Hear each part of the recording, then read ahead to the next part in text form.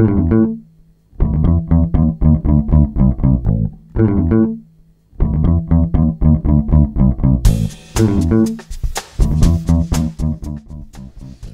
and welcome back to Rob's Feed today. This is episode number 72, and I'm Rob Schendel.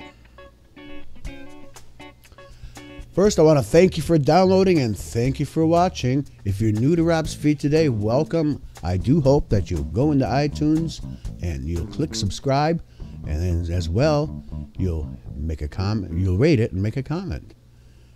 But I do thank you. Do you love Wikipedia anywhere near as much as I do? I mean, it is the greatest resource the internet has, bar none. Well, next to maybe internet searches, but I have any question about almost any topic, I'll do an internet search. I don't want to say Google right now, but and it'll lead me to the article on Wikipedia, and I believe it's wikipedia.org, and there's the answer. There's an article. Often really comprehensive article too. And now by definition, what is Wikipedia? What is a wiki? Well, in this case, it's an encyclopedia. But what is a wiki? Well, a wiki is where articles, statements, whatever, things are contributed, and others can come along and edit, correct, add to. It's just the most democratic way of getting information. And I contributed to Wikipedia this week. Now let me tell you how I happened to do that. If you remember me saying last time, I was anticipating going to see 2 plays here in Chicago done by 2 local theater companies, 2 different local theater companies, both of which are very good. I saw one on Thursday night. That one was Equus. I saw one on Sunday night, and that one was Fucking Men, a very gay-oriented play. It was very entertaining with a great-looking cast, very talented cast, very convincing actors. It was great. It was an hour and a half long, but you know what? That hour and a half seemed too long. I couldn't believe it. It's several scenes of each of these men in this cast have a little story about themselves, and so there's scene after scene after scene after scene that could have all been tightened up much better. Had a problem with the writing, I guess. The play went on, and I would have preferred had they had one storyline that was interlaced with the others, maybe make it 3, and that start and a conclusion. That didn't do that for me. But the first play I saw, Equus. Now I've seen Equus before. It's a psychological thriller about a disturbed 17-year-old young man who gets a job as a stable boy and takes his aggressions, his fears, his psychoses out on the horses, picks up a spike and blinds a number of horses right there in the stable. And he's in therapy in a mental hospital in Great Britain. And this was done by the Red Twist Theater here in Chicago. I was so impressed. What a absolutely wonderful performance. It's a great play to begin with, but this was just pulled together so perfectly. I went into Wikipedia more or less just to read about the play Equus. And close to the end of the article, it mentions revivals. And this company wasn't mentioned. And now, obviously, there are like thousands of companies around the world have presented Equus.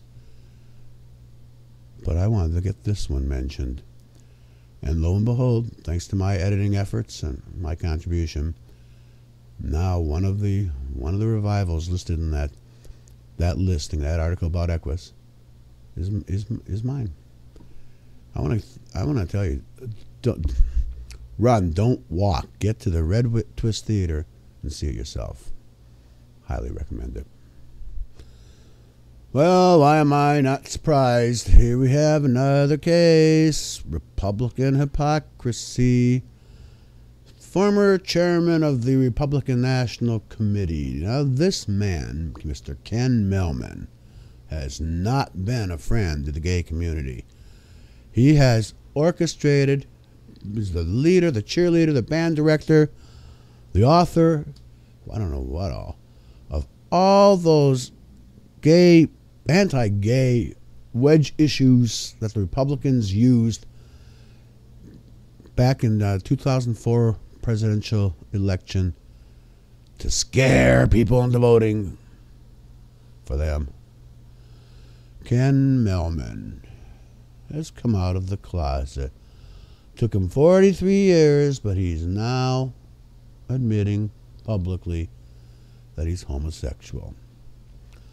What a slime ball. I mean, this guy, now he's trying to make good because he's hosting or contributing to a fundraiser, the challenge of Prop 8, you know, that dastardly marriage constitutional amendment from California.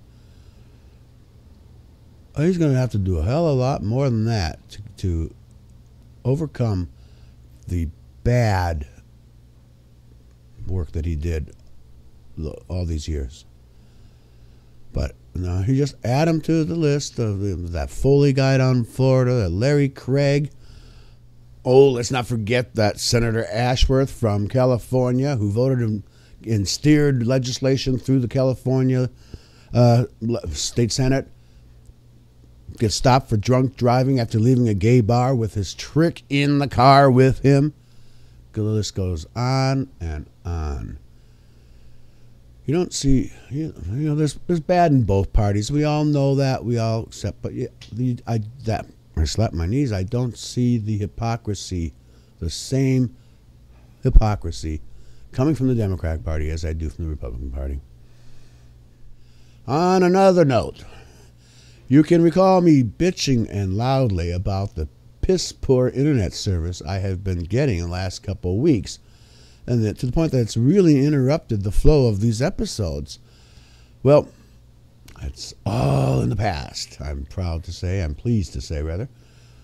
I want to thank Melanie at Clear Wireless, who took my suggestion. My suggestion was simply, can you please send me a new modem? I have none of the issues anymore, thanks to Melanie sending me this. Actually, it's a better modem than the previous model. But everything's working perfectly. My download speeds are exceptional. My upload speeds, right where they're supposed to be. It won't take me very long at all to upload this so you can see it. And then I can get along with the rest of my day. Thanks again to Melanie at Clear for giving me back my exceptional 4G WiMAX internet service. And finally, I want to mention, you know, how money is so tight, and I have far less than I used to have to play with. So one of the things I've taken to doing is I bought a hair clippers, and I just shave off all the hair when I feel it's needed. So I was playing with my clippers the other day, and I thought, wonder what a Mohawk would look like, because I enjoy seeing Mohawks on other men, but I've never had one. It's not my style. It probably look ridiculous. Well, I'm here alone. I'm just looking in the mirror. Let's see. So you can't really quite see it under this lighting situation, but I looked and I liked it. So I kept it, but I wasn't sure I was going to keep it, because it's just a matter of going, and it'll be gone, right? Well, I went to see Equus that night. People mentioned it at Equus. Wow, I like your haircut.